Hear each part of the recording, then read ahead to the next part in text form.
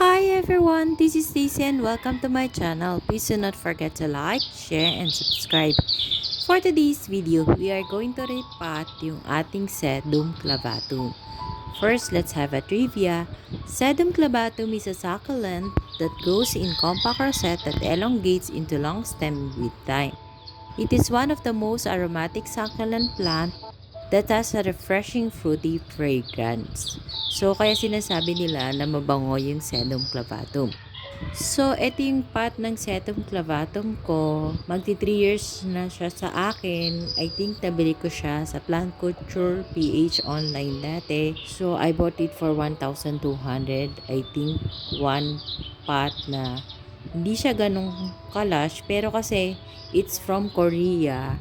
And it's very expensive pa during that time, especially nung pandemic time. Tapos ito yung potting mix na gagamitin natin. It's 10% cultured soil, 50% pumice stone, and 40% loam soil.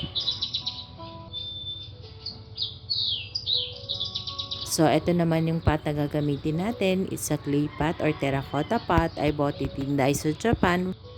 A medium size cost 188 pesos. So, nilagyan ko na rin siya mesh tape. So, it's a reused pot. First, we have to clean up this pot bago tayo makapag-repat. We have to remove the weeds and the sedum clavatum. Let's separate them.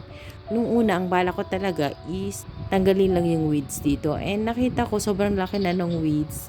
Mahirap nang matanggal yung weeds kasi yung weeds nakakombine na dun sa pinaka-roots ng sedum clavatum.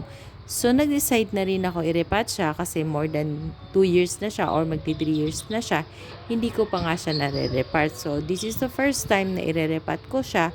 Ayoko siyang i-repat kasi ang mahal-mahal nga ng bili ko dito, 1,200. Tapos, napalash ko naman siya. And marami na rin ako nakuhang cuttings na nagamit ko dito sa arrangement.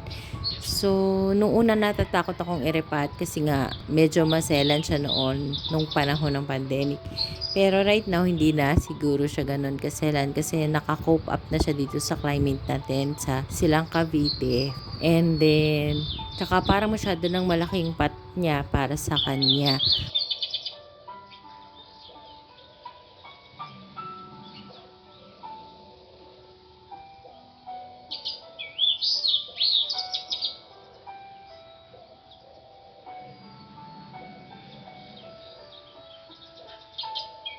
Let's start repotting it. Let's fill up the clay pot with our soil mixture na ginawa. So, hindi ko masyadong pupunuin yung clay pot kasi magdadagdag na lang tayo mamaya. Kasi medyo mahaba yung stem nung sedum clavatum.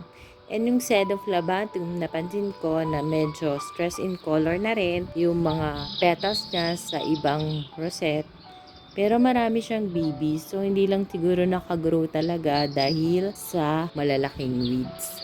Actually, kaya dumami yung weeds noon, nilagyan ko siya ng Osmocote and then itinabi ko lang sa isang tabi dun sa veranda area kasi nga I was planning to repat it. Hanggang sa nakalimutan ko na siya sa dami nila, sa dami ng succulents and or cacti ko dito sa garden. So, nalimutan ko na siya. So, nung nakita ko, ganyan na nga kalas yung kanyang weed. So, it is also the best time or the perfect time to repat yung sedum clavatum kasi tapos na ang kanyang dormancy period. So, pag during their dormant time, they don't grow well. But during cold season, like now, bare months, it's their growing season. So, it is the best time to fertilize our succulent, especially the sedum, the Graptopetalum.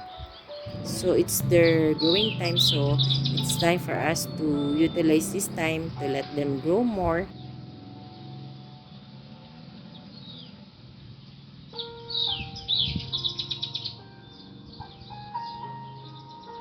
So, let's add more soy mixture para hindi naka-expose yung mga roots ng sedum clavatum. So, medyo mahirap na lagyan kasi na-fill up na ng sedum clavatum yung pot. And now, I'm going to use the cultured soil as a top dressing. Kasi konti na lang yung black sand, baka kulangin. So, I decided to use na lang cultured soil from plant cultured PH. So, ayan, ganyan lang. So, medyo mahirap na rin siya lagyan kasi, na-fill up ko na yung pot ng sedum clavatum. So, tsagain na lang natin yung paglalagay and make sure na makover natin lahat or matop dress natin lahat. Kung hindi, lagot tayo sa ating mga birds. Pag may naka-expose na rice hull dyan, sigurado maglalaro sila dyan. And makikita ko na lang bunot-bunot na yung mga sedum clavatum na ipinat natin today.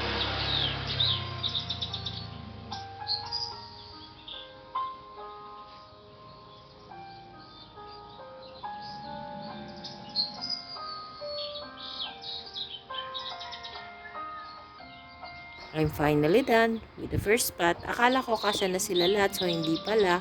So I need to get 2 more clay pot. This one is a new one. 88 pesos for 2 small pots.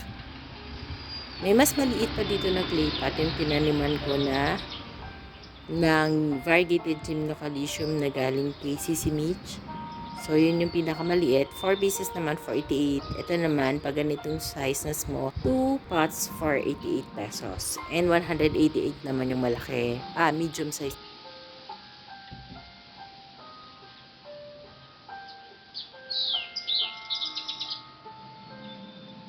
Hindi natin i-fill up ng puno yung soy mixture ng pot and ikat na rin natin yung mga dried stem na patay na tapos naka-attach pa dun sa pinaka-branch ng sedum clavatum kasi hindi na rin naman yun magbibigay ng baby. So, ikat na lang natin. And baka magkarat pa.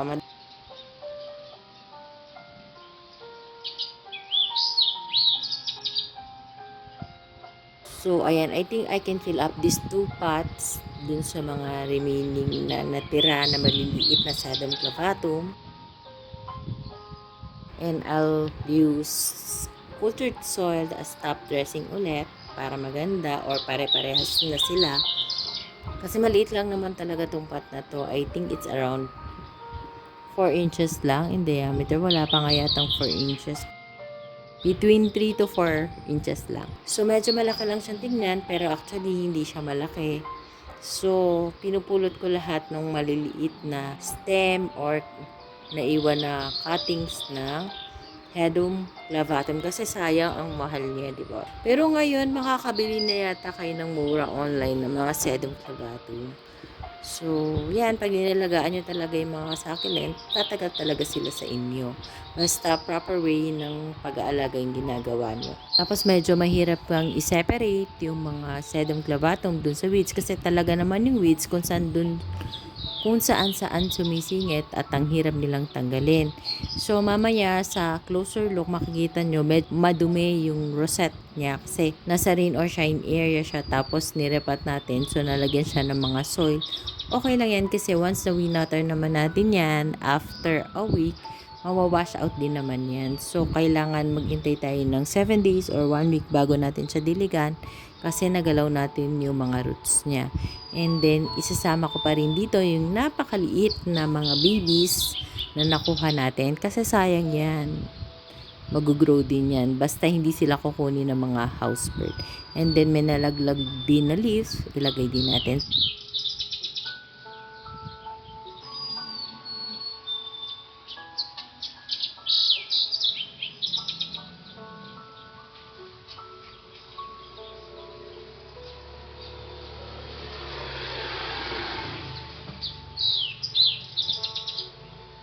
So we're finally done. Let's have a final and closer look of the sedum clavatum that we have repotted today. Enjoy watching!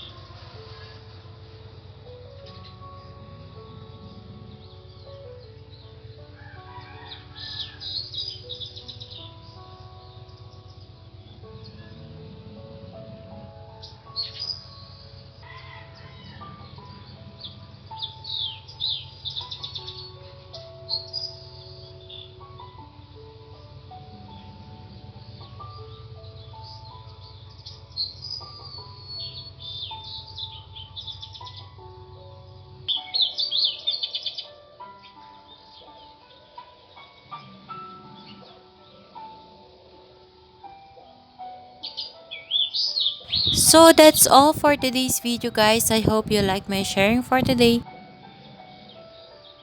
Thank you for watching. Please do not forget to subscribe and share my video to your family, friends, and relatives. Bye for now. See you on my next video. Bye. God bless us all. Bye.